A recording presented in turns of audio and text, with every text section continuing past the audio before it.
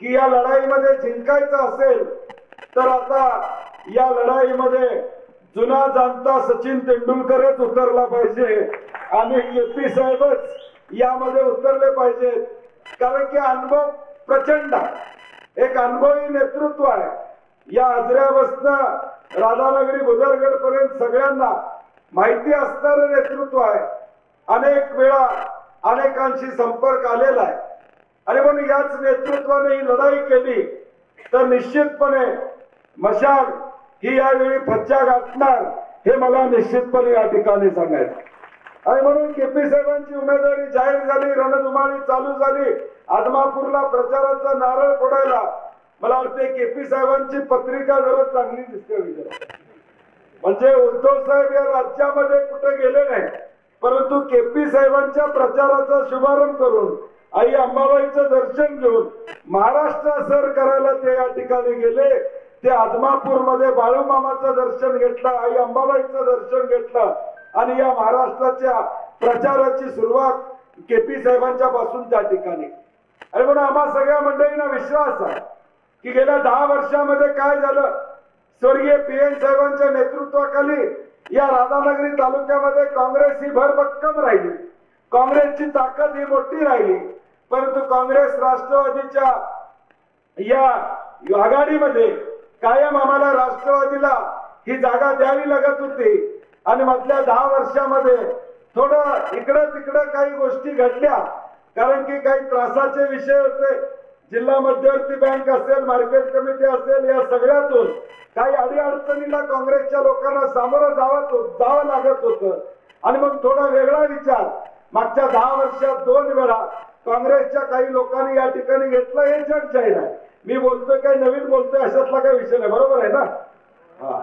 त्यामुळं 10 वर्षातले जे काही निकाल या मतदारसंघामध्ये लागले त्या मतदारसंघाच्या निकालाची आकडेवारी काढली आणि काँग्रेस जर वजा केली तर या ठिकाणी आपल्याला लक्षात येईल की उद्याचा निकाल काय लागणार आहे. हे मी ज्योतिषाला कुठल्या विचारायची गरज नाही.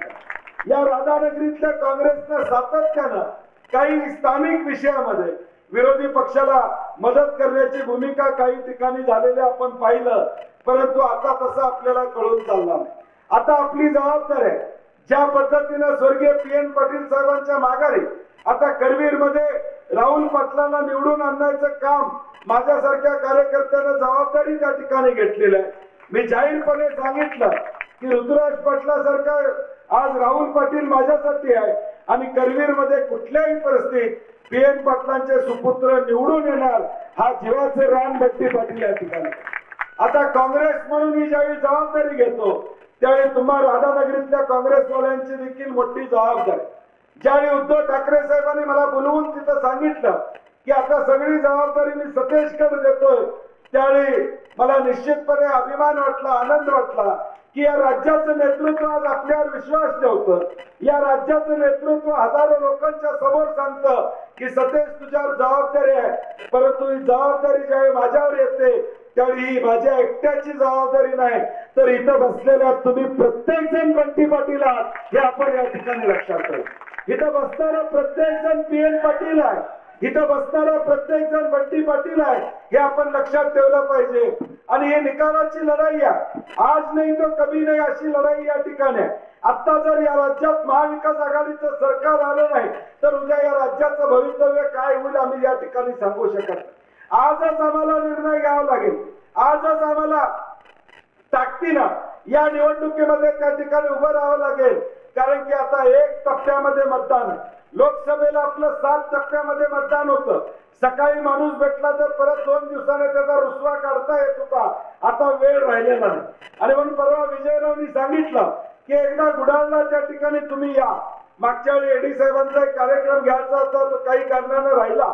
परंतु आता हा कार्यक्रम गुडाळला होतो. ही काँग्रेसची भूमी आहे. हे काँग्रेससाठी या ठिकाणी सुपीक असणारी जमीन आमची काँग्रेसच्या विचाराची जमीन आहे. आज या जिल्ह्यामध्ये आणि राज्यामध्ये काँग्रेसचा झेंडा पुढे घेऊन जाण्याचा प्रयत्न पीएन साहेबांच्या नंतर माझ्यासारखा सामान्य कार्यकर्ता या ठिकाणी करत. आज अडचणी अनेक आहेत, संघर्ष प्रचंड आहे. या जिल्ह्यामध्ये संघर्ष आहे, महाराष्ट्रामध्ये संघर्ष आहे.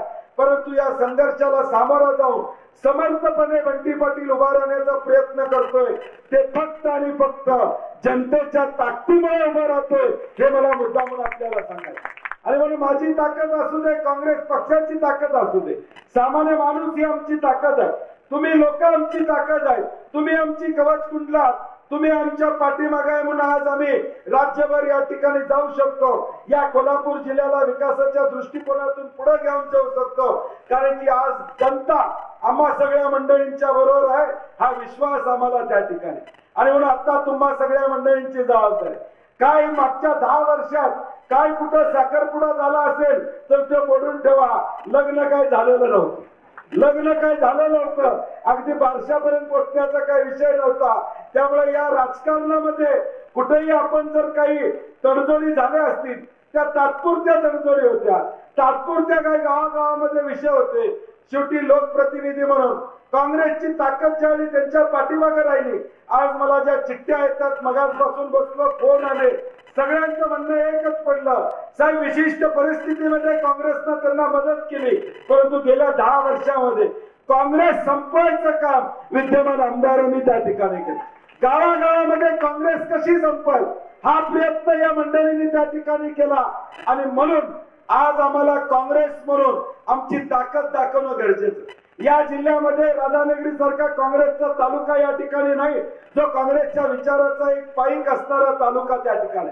आणि म्हणून आता आपली जबाबदारी, आपल्याला सगळ्यांना जबाबदारीनं पुढच्या 4-5 दिवसात वागावं लागेल. या जिल्ह्यातले जास्तीत जास्त आमदार महाविकास आघाडीचे निवडून आणणं हे उद्याच्या भविष्य काळात काळाची गरज असणार.